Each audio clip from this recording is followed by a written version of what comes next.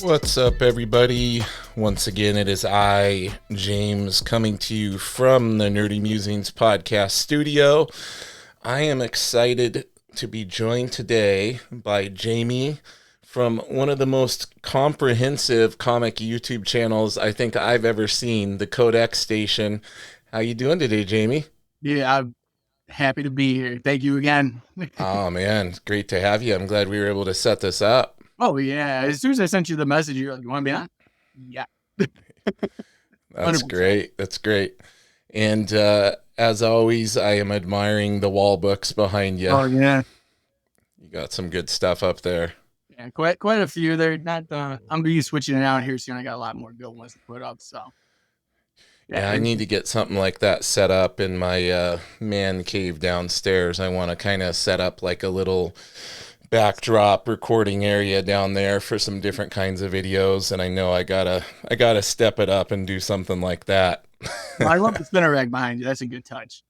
Yeah, I love my spinner rack. Those things aren't cheap, man. Oh no, oh That's not even like an original one. I've seen some of those originals you can get out there. It's like over a grand or more.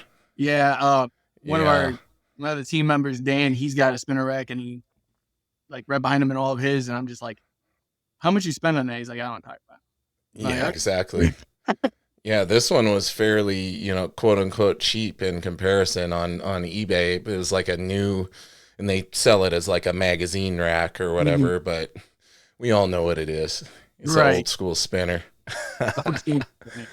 Yeah, no, I see a lot of So, good bike behind you too. So I'm like, so my eyes what's wanted. that? Besides, I see a What lot of good else? books behind you. So I'm Yeah, like, yeah. wow, All looking. sorts of stuff back there. There's some original art up there. That's a Jeff Shaw page from the Paybacks, that image series he did that was Yeah, amazing.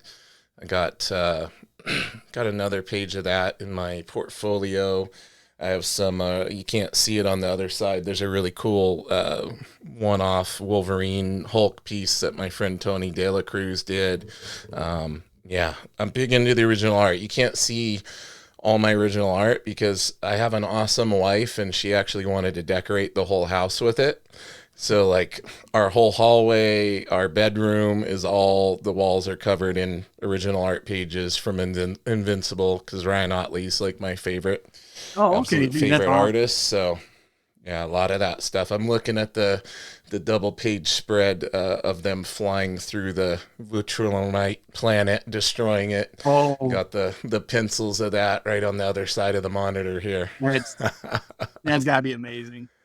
Yeah. So, what kind of comics are you into, man? I know I have people. We discussed a little earlier our aches and pains and our ages and all of that. You're quite a bit younger than me, but your generation. What books were you coming up with that you were loving when you were younger?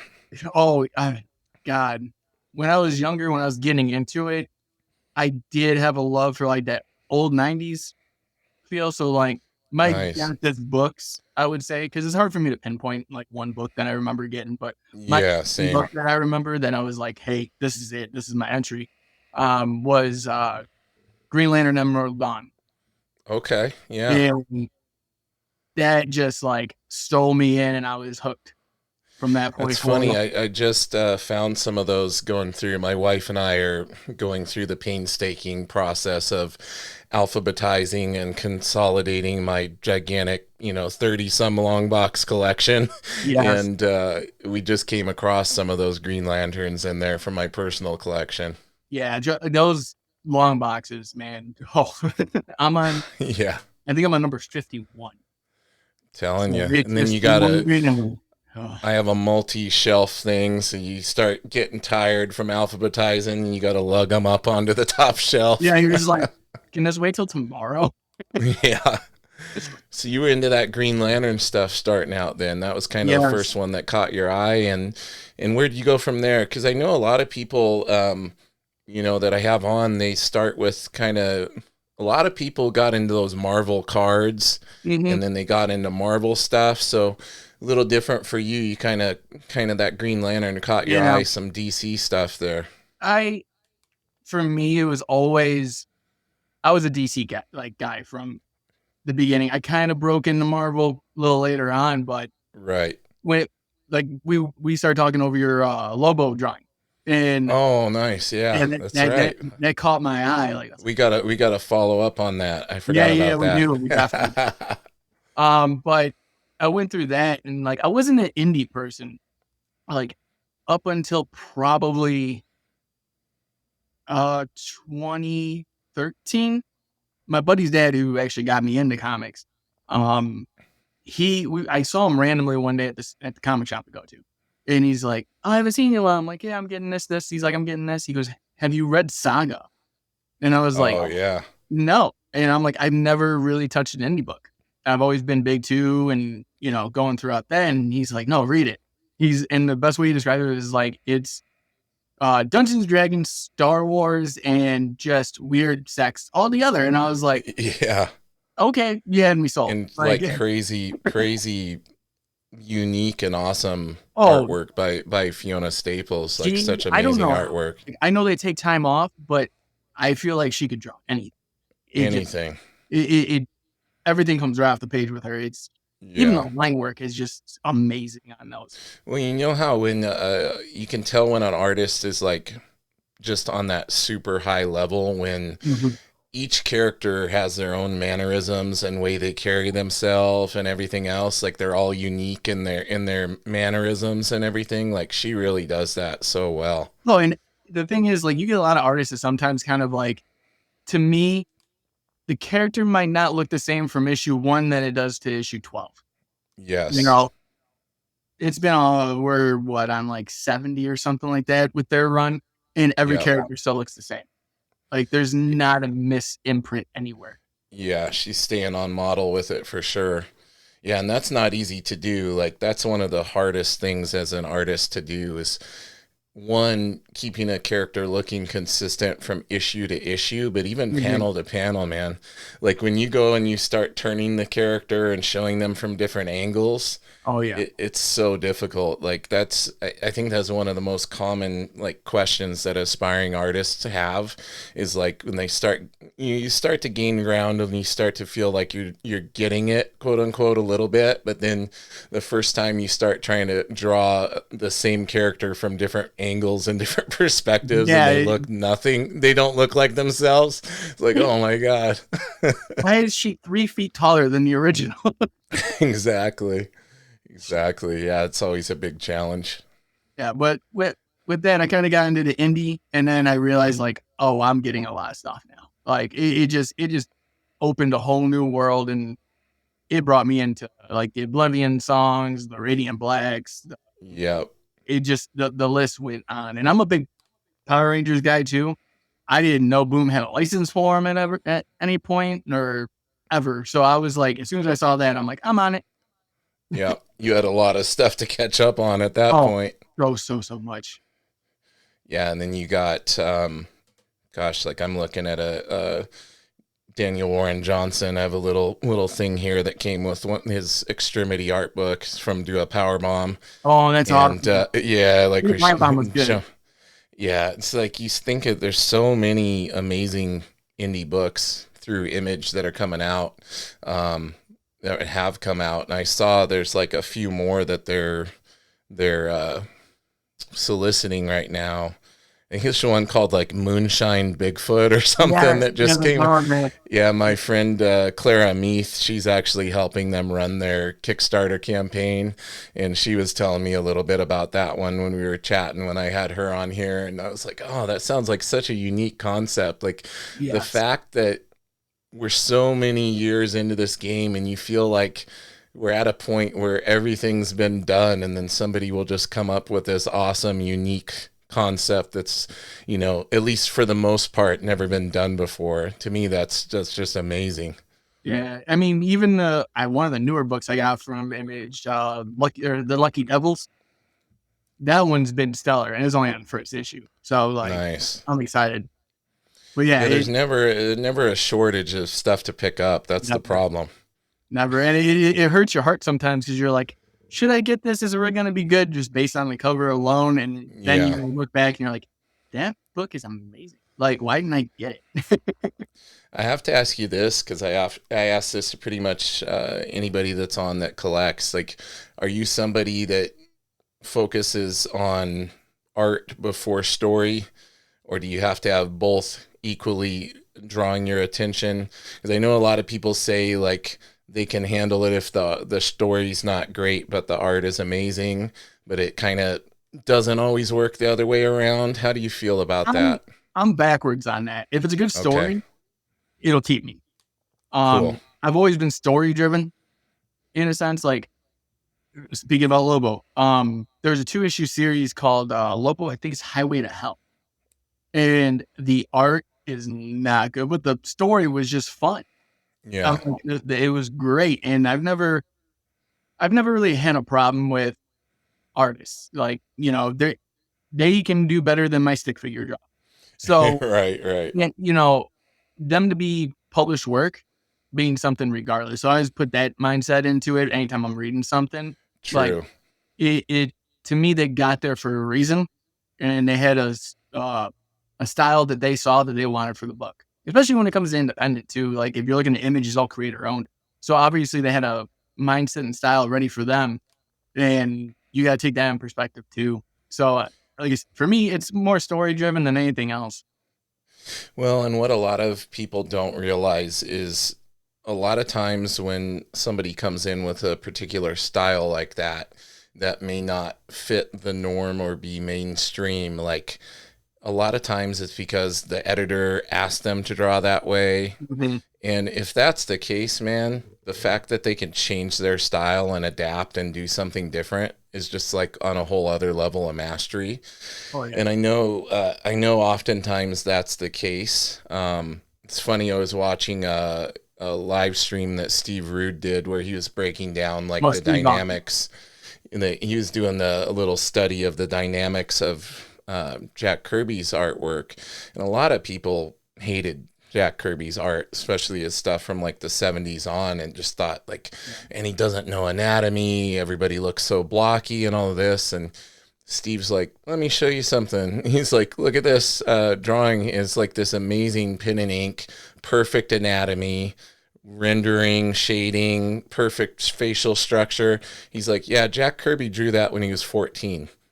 He's like, he was a master of the fundamentals. Like, that's the whole reason he could do what he did and change his style and exaggerate things. Like, the foundation has to be there to have the ability to do that. So that's something I think that people don't often take into consideration when they're making judgments on a certain style or what they think looks good compared to mainstream stuff that we see from day to day.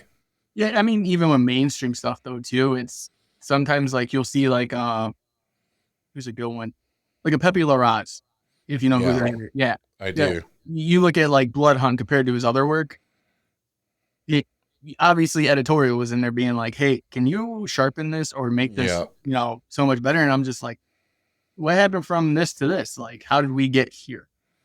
Have you seen the teaser pages from his amazing Spider-Man run? Yes. Yes. That's looking Oh like my it's going to God. be on another level. Just he's kicking the door in on that one. Like, Yeah. he's taking names.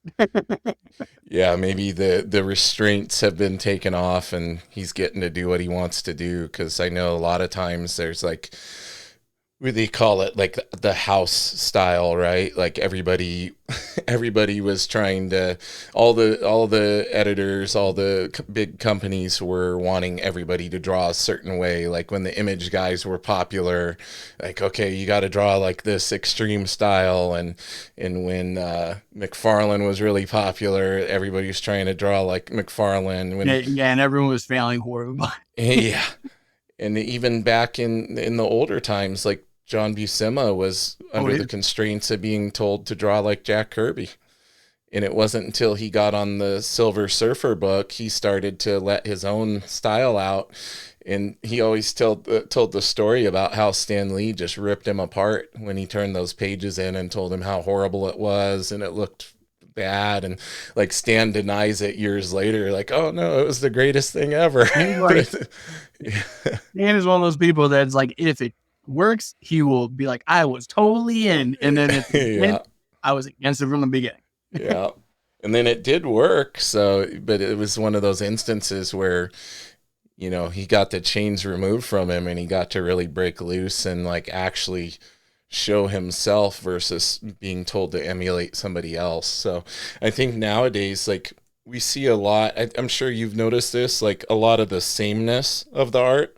Mhm. Like a lot of artists look very similar, right? And there's a lot of theories about that. A lot of it having to do with like a lot of them are doing all digital, and Right. there's only so many tools.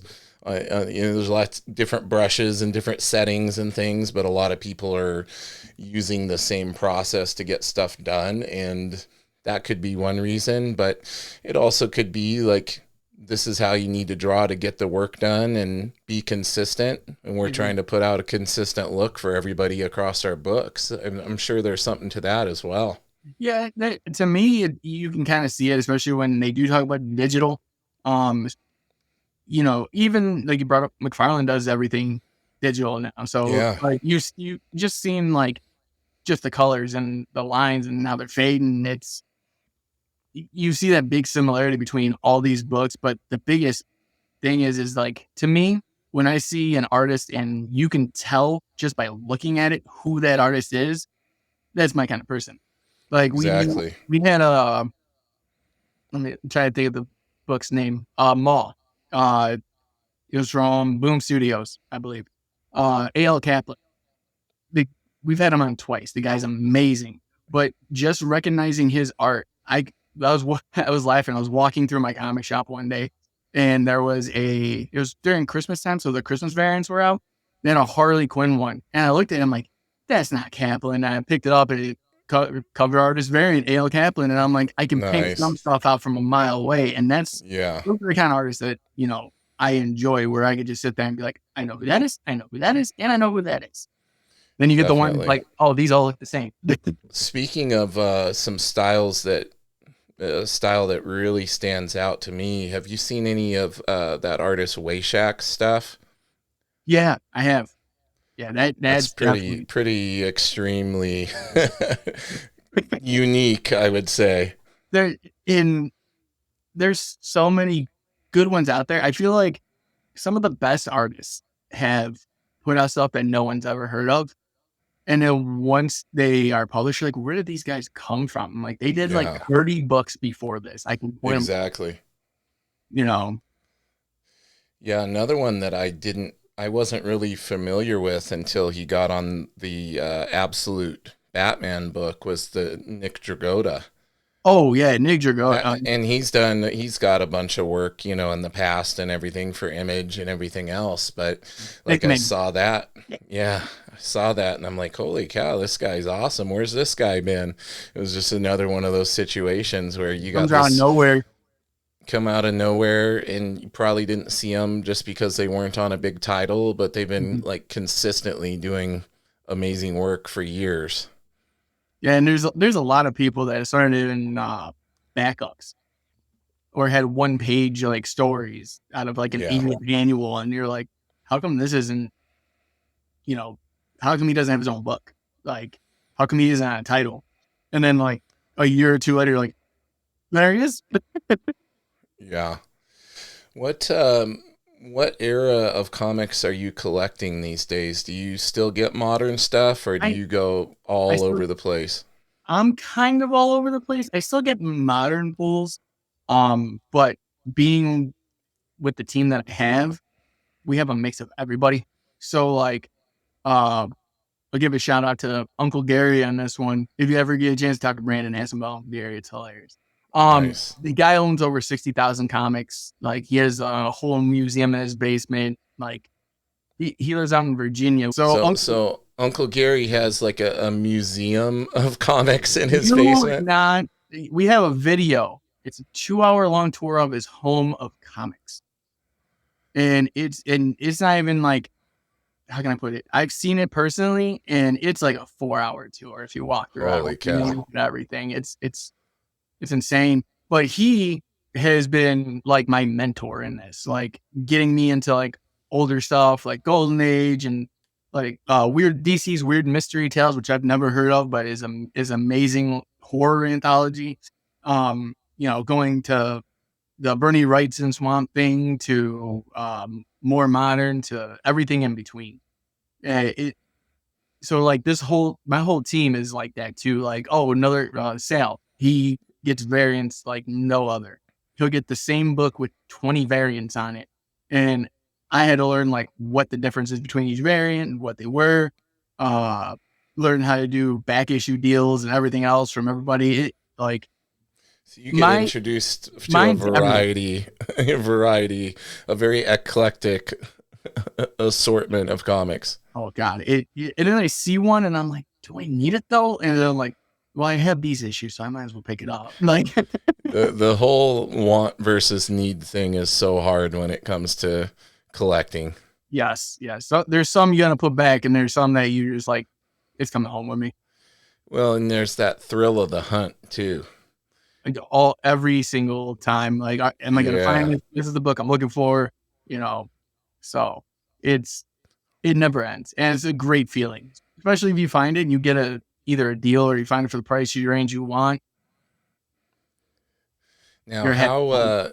how strict are you with yourself? Like, I know some of the collectors I have on, they'll have what's his name, Rohan from back in the back in the game comics or whatever. He has like a list for himself, like 2025, these are the books I'm getting, and he's like very strict with himself and will only get those books. Like me, I'm like, I have an idea and then I see all this other stuff I end up grabbing too. Yeah. What boat are you in with that? Do No, you have I like your goal of what books you're trying to pick up? my thing is that I set a goal, but my goal is ADHD prevented to where Okay, okay. I want it, and then I'll be like, ooh, shiny. Like this is the one I want now. Like, so I'm pretty good at getting what I have my mindset on, but there's always that book flirting. There- Yeah. It's there's always that there, isn't one. it? Yeah, and then you walk past it and you see it, and, and then you walk past the end, and you're like, you're still there. And then you go past the last time, you're like, you're just come here. For me, that was Hulk 180 that I saw last year. I saw it was a pretty decent deal on a Hulk 180. Was not in like super bad shape. It was actually like for the price, I thought it was in very good shape, and I was like, man, to me that one is. I've talked about it on here before. Like I consider Yeah, that the first appearance, even though it's not widely. everybody's It's done. like literally a full panel. He's named like but so I knew 181 is my mega grail, but 180 was pretty dang cool to get, and that one was like, okay, am I gonna do it? Oh, maybe I'll come back, and I'm like, no, I just have to grab it. Yeah, and the funny thing is that we make a joke about Hulk 180. We have a running gag on our show where everyone's first appearance was in Hulk 180 because they want to literally sit there and say Wolverine's first appearance is that one. So anytime we talk about a character in our chant, they'll be like, he's from Hulk 180. So it's Exactly. never ending. Yeah, it's funny how they kind of determine that, because I guess it's not it's first cameo, but it's not first full appearance. So that's kind of how it's justified in its key significance or whatever. Yeah, And they then do. they'll go back and like, yeah, and they'll go back now because of like anytime a movie or a TV show gets announced, all of a sudden all these issues now are keys, and go in there and first appearance of this obscure character and that Now obscure it's like character. it's a $2 book. It goes up to 200. You're just like, Yeah. they were in for 7 minutes. Like, pump the brakes. Yeah.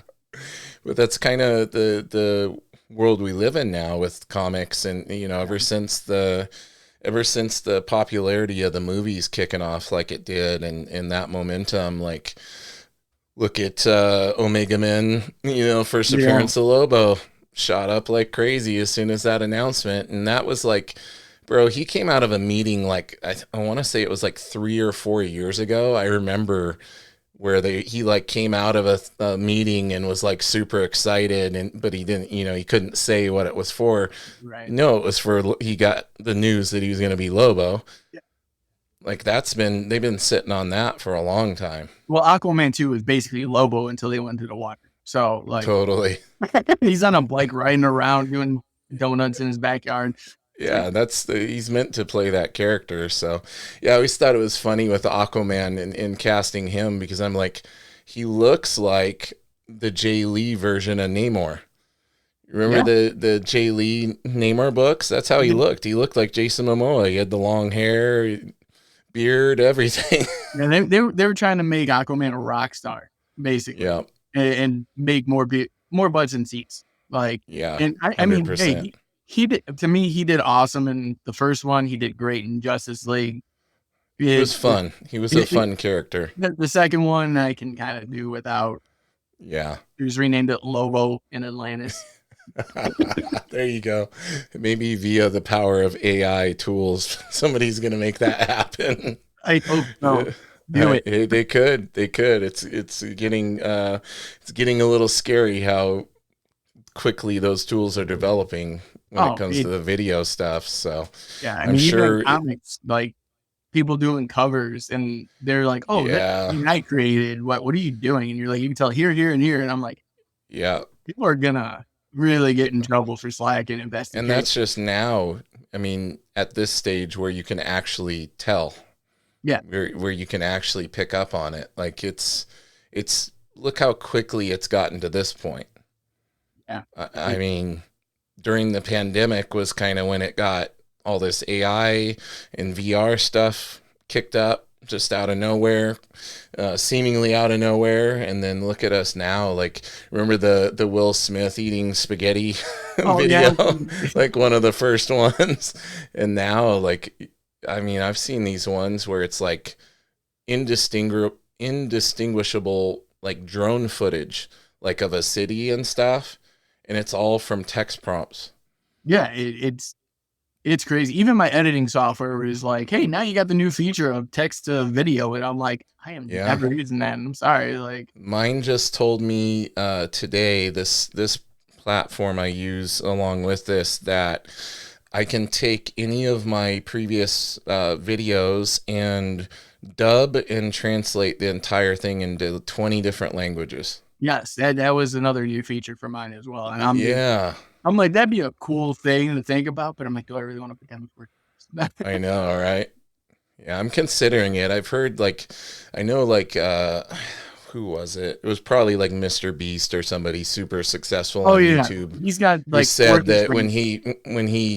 he put a bunch of them out in Spanish and all of that, and so I'll probably put some out there and just do a little test and see like if it ups the viewership or whatever. But Yeah, ultimately, this is just for fun. So, like you said, when you start thinking about that extra work, it's like, do I really want to take on another?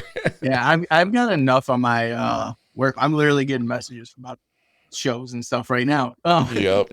But it's how much you want to put into it, and I've been steady at it for 4 years, so I'm like, don't want to add more to that plate. Well, let's talk a little bit about how you got started and all of that, because I find it very interesting and very inspiring to know like how everybody else got into this space, and how did you get onto the YouTube scene? Did you see other comic content creators out there putting stuff out and figured, yeah, I could get on there and talk about comics too? Or how did Yeah. that work for you? Put it this way, I'll let you choose. Do you want the sad version or do you want the Spark Notes version? Sad version. Okay. So I COVID had hit. Um, Lost my job. I was about a month away from getting married. She walked out. Oh no. Uh, Everything was bad. Like, I mean, I was to the point where it was like curtain call. Like, I'm done. Yeah, yeah, I can't handle this anymore. Like, I was laying in bed and I was just to the point where it was like, I don't want to do, like, I don't even want to get up, you yeah, know? And I don't know. I was on YouTube one day and, I scroll and, I didn't touch a comic like for, I want to say like 2 months. Like, I was still getting my pulls regularly, but that was me just leaving for, to go grab it outside the door. Cause they wouldn't let you in obviously at that time. yeah, And I'm laying there and, uh, I'm like, oh, what's this? And it was Comic Storian.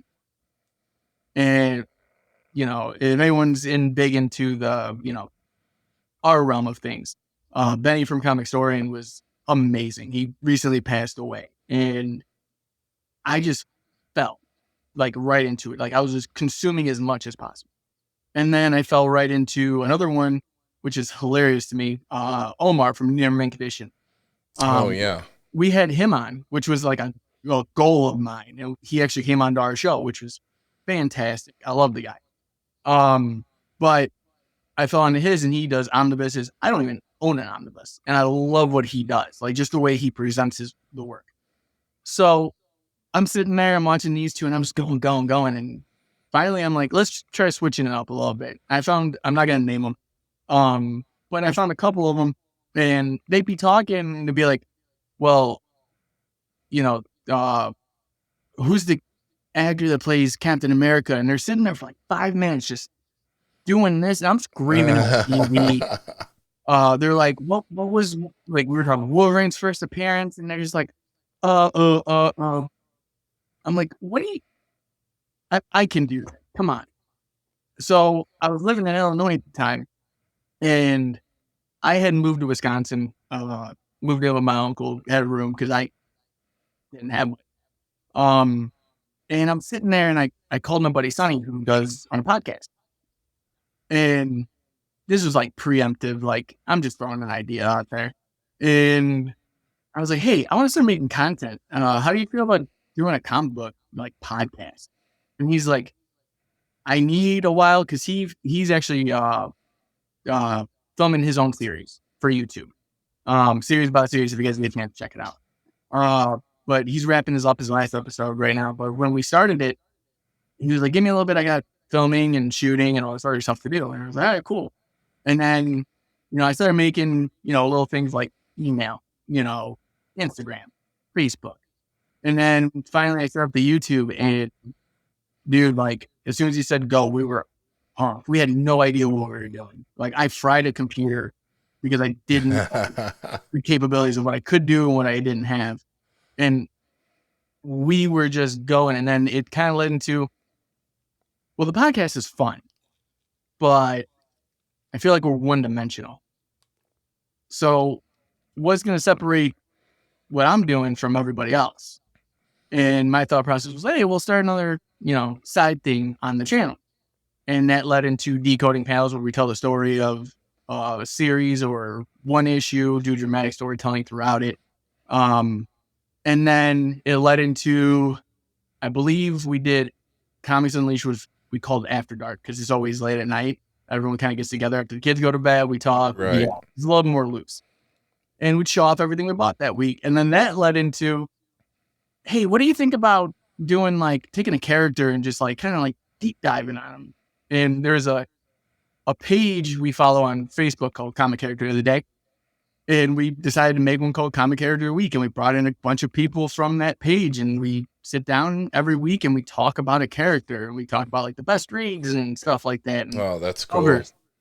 And then it just started going into, hey, Jamie, I'm going to this comic shop. Should I shoot some, video? And I'm like, yeah, get some footage. And then that turned into on spots. And then actually, by the time I'm pretty sure this is going to be coming out, we're going to have a new show starting that's going to be coming out every Tuesday. Oh, cool. So it's been a whirlwind, man. Like from where I was to where I am now, like and my team really, brought me back. Like That's so cool. So in this team, did you guys just all meet through your mutual love of things? Yeah. All things comic related, right? Just brought you guys together. We're all in different states. Yeah. Like I think the closest ones are in Virginia and Baltimore.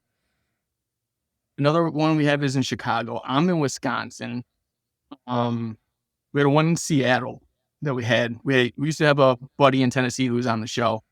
And then like everyone's from everywhere. Like we literally met through that Comic Character of the Day page, and like we were just like, you love comics? I love comics. Let's start my friends. Like Exactly. Yeah. If only everything could be that simple. Oh my God. Like, oh, trust me. Tell me about it. That's what I always like about going to cons. My wife and I have a couple that we go to every year, Mhm. and just like you just be standing there and just spark up a conversation with the person next to you in line, or the guy digging in the long box next to you starts talking to you, and it's like instant, like, did we just become best friends kind of Yeah, you want thing, to you grab know? my rush? Like, Yeah. Yeah, it's so cool. It's just that camaraderie and that sense of community and everything, you know, just because we all have this mutual love of this thing is pretty special. yeah. And like you're saying, so my con I always went to was C2E2 in Chicago, which is a great one. It's fantastic. I love it. We actually traveled to Baltimore to go to Baltimore Comic Con last September. Um, so it's been a little bit, but just seeing the differences in the way people are, and like Yeah. we notice like the lines different for certain creators, and like it, it's awesome to see so many people and see what the perspective is from one state to another, and then go back and be like, well, that's different than that, but I like this more. And you're just like, oh, and you're like, oh, I've literally seen two vendors that were at Baltimore that I've always gone to at C2, and they recognized me. And it was like, oh, that's awesome. Like, what are you That's doing cool. here?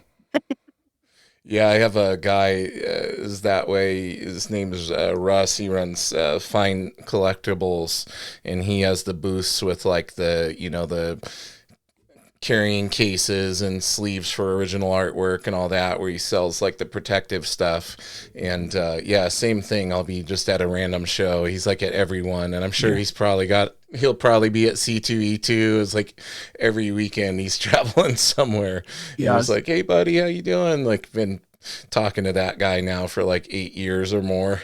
Yeah. It is weird. Like one day you're just talking to someone that's next to the unboxing, and you're like, we're friends now. Yep. I wanted to do a screen share and kind of show everybody your channel so we can make sure to get them over there to check it out. Yes. Shall we do that? We shall. All right, let me pull it up here. Boom, screen share.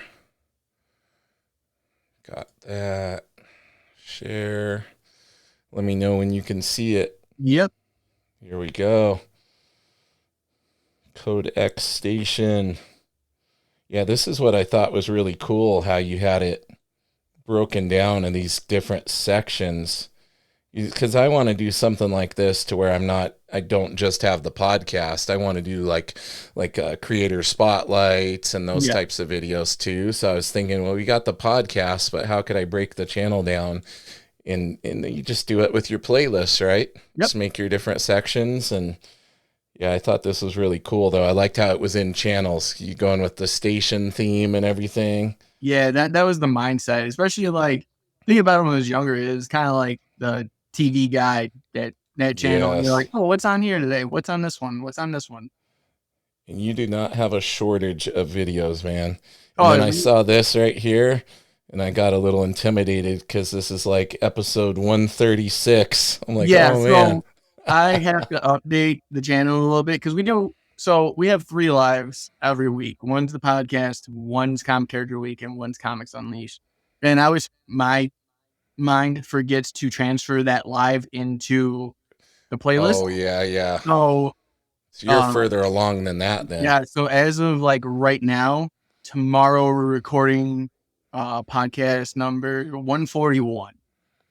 Oh, that's awesome. Yeah. So we That's really cool. we've been doing this for a very, very good time. Well, And before I close the share, I want everybody go here. It's at the Code X station over on YouTube and give them a subscribe, man. This is such an awesome channel. Encourage everybody to check it out. I appreciate it, man. I really, I want to give you a chance before we finish up. I know you put some books aside to show off here on the stream, so on the pod. Why don't you show us that, and we'll check them out, see what you can show me that will make me jealous, and go on eBay right after this. right. Well, it's nothing that's going to make you jealous. I had everything by me. I had gotten at Baltimore Okay. Comic-Con. But one person, Ron Garn, Oh, that yes. man is a blessing. I was able to get Oh, the yeah. lighting, his signature. Badass. And the funniest thing was I bought this from a comic shop out there because I didn't get this in my pulls. And I'm so glad I did because I didn't even know he was going to be at the con. Yeah. Ron's an amazing Like, guy. he is a treasure we need to protect. Yeah, and a At all. true modern master. Like people just don't realize how prominent and how amazing that guy is in every different medium of art that you can imagine. Yeah. Another cool one, Firestorm #3, the first appearance of Killer Frost. Oh, sweet. And it's signed by Milgram. That is a nice one. Yeah. I had a real hard time trying to decide if I wanted to get the first issue or this one, and I was like, it's the first appearance of Killer Frost. I need it. Yeah, it's a cool cover too. Yeah. Another cool one I got Starlin to do for me. And that's A Death in the Family. Oh, nice. So that was a cool pickup. And then, there's 2. So Starlin did 2 for me, and then Infinity Gauntlet, obviously needed it. Oh yeah, you got to have that. Yeah, when I was picking books out for him, I was like, it's got to be these 2. We got like 3 left this year. Yeah, show them off, man. One of the cool ones, I don't know if you've read any of his work, but Phil K. Johnson. The name is familiar. He's on Incredible Hulk right now. Oh yeah. With Nick, And- he's on there with Nick Klein, right?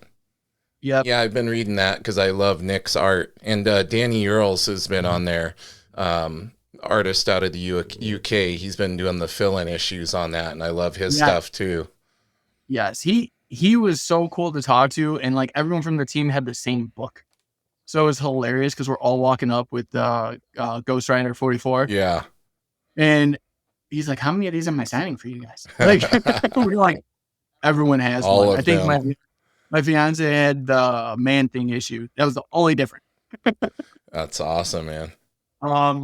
One more gem I have. So I talked about Uncle Gary earlier, and at Baltimore, he is king. When I say that, he knows every vendor, he shakes every hand, kisses every baby, basically.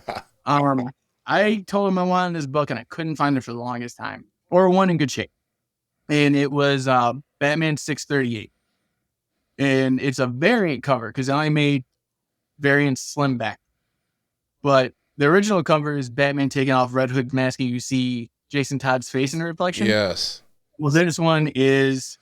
Oh yeah, the variant. Yeah. Nice. With Jason Todd, and I couldn't find it. I told him that's the one. I was like, that's a grail for me because I'm a big Jason Todd fan. And I was at the con for like maybe 30 minutes, maybe. And he goes, "Hey, found your book." And I was like, "What book?" And he's like, he took a picture of it. He goes, "And I cut you a deal. Get over here." And I'm like, "Where are you? This is the first time I'm here." Man, Uncle Gary sounds like a good guy to know. He is. And the last one, so anyone that's on here that's seen our show, I talk about it all the time because I'm so proud of it. I got engaged in Baltimore, and we did a whole surprise. It came together. The way we did it came together within a week. Originally, I was just going to do it on our stream at one of the comic shops up there and kind of surprise her. But we took it a step further because her favorite writer is Tom. Oh, nice. And I mean, enthralled with him, like completely. And we actually went to his line 3 times at Baltimore because she was buying stuff from vendors. She's going, "I'm going to get back and get this signed by them." Well, Uncle Gary, being the guy he is, has an affiliation with Tom King. And he's like, "Let me go talk to him. Let me see what I can do. If you want him to write out the proposal." And I was like, "That'd be," or do like a video. I'm like, "That'd be amazing." Show it right before, I ask. And the man did not disappoint. So this is my Batman 50. Beautiful. And both signed by Tom King and Mitch, who was right next to him the whole time. Funny story. Tom's like, "I can't write that well. Like, my penmanship's horrible." I guess Mitch ripped the book out of his hand and goes, "I'm writing this." Yeah. And I did a whole video too asking for me to propose Man. and show her in the shop. So yeah, those are my books as of right now. And she said yes. Yes, she did. I always double check the book just to make sure, because I'm Yeah. like, anytime we're aggravated with each other, I'm like, remember, You said that. said, and You Tom marked King it. witnessed it. Yeah, yeah. It's contract. That's so special, man. Well, thank you so much for showing those off on here. Yeah, no problem, man. So we're talking about the team and all you guys getting together and, through this mutual love of comics and everything else, like with that, how hard is it to coordinate setting up your shows and things? Do you guys schedule, like when you got multiple people, it can get harder to like set a time and all that, especially being in different states. Do you Yeah. guys try to schedule out as much in advance as you can and all that I kind of am on stuff? I am on Central Time, but my brain is on Eastern Time. That's the way I like to explain it to people, because when I tell someone on the team a time, I'm telling it for them. But then in my mind, I'm thinking, okay, so we're doing a show at 9. It's 8. You So know, I really messed you up being here on the West Coast. you messaged me last night, and it hit me at 12:07 or something like that in the morning. And I looked, and I'm like, you're like, are you ready for the show tomorrow? And I'm like, it's today. I was like, I'm gonna sleep on this one for a minute, and I woke up. I'm like, oh yeah, that makes sense. That's awesome. Yeah, So yeah, I figured, yeah, everybody, it's like, I know it can be challenging. Like I've had people on here from like over in the UK and everything else. And I've got a gal over in Australia, this amazing mural artist, Danielle Weber. She's done like Kobe Bryant murals, Michael Jordan murals. She was on the red carpet with The Rock. She got to do like a big painting for him for the Black Adam premiere and all of that. And yeah, coordinating with her to get her on here, I'm like, okay, so like you're in Australia, so you're like a day ahead. You're like yeah. Well, day we in the had future, so no spoilers, please. yeah, no, please don't say anything back. Like we had David Hazan, was one of our first people we ever got to interview. Outside of like Big Two people, and he was working at Nottingham, and we were sitting there. He's like, "Yeah, I'm Australia, blah blah blah." I'm like, "Oh, cool, cool, cool." And I didn't realize in my mind, I'm like, "It's 9 o'clock dark here, and Yeah, the sun's just coming up for him." And I'm yeah. like, "Wait, oh, what time is it?" Like, in a moment where I was just like, "Oh yeah, okay, yeah, that makes sense." That's awesome. Well, listen, man, I don't want to keep you on here too long, even though I know we could talk forever.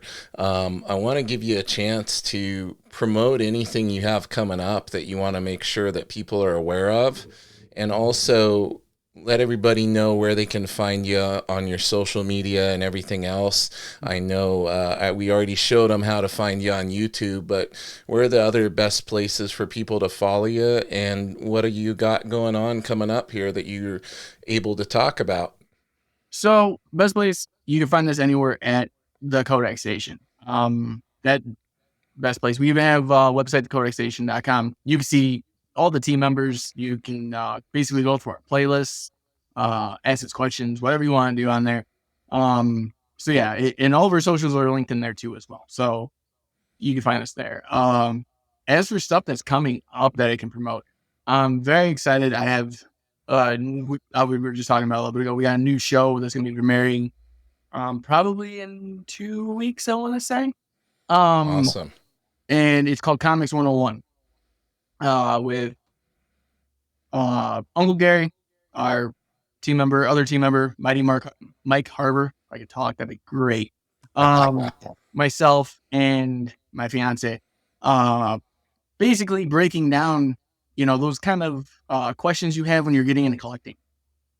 So how to start collecting, what's the different ages, what's the difference between variants, stuff like that. Breeding. And yeah, everything, like Yeah. just trying to break it down to morsels for you to consume. So that way, when you go into a comic shop for the first time, or if you're, questioning if you want to get into this, we have the tools for you.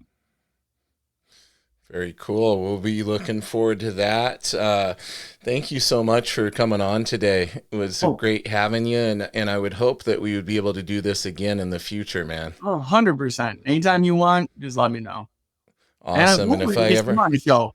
I would love to. And if I ever need any advice on the YouTubes, I know who to come to. My phone is always You put on. you put some time into it. You know all the ins and outs, I'm sure. I try at least. Awesome, Jamie. Well, listen, hang out with me for a second. I'm going to give everybody my spiel here. Guys, make sure you check us out on youtube.com/@nerdymusings. You can watch the video version of the podcast. Always cool wall books in the background. When we have artists on here, they're always showing us sneak peeks of artwork they're working on, at least the stuff that they can show. Make sure to give us a listen on any of your favorite major audio podcast platforms. And you could very well be the first one to do a review on Apple Podcasts. So far, it does not look like we have any reviews on there. So if you enjoy the podcast and you'd like to leave a nice review, please do so. And in the meantime, everybody, keep it nerdy.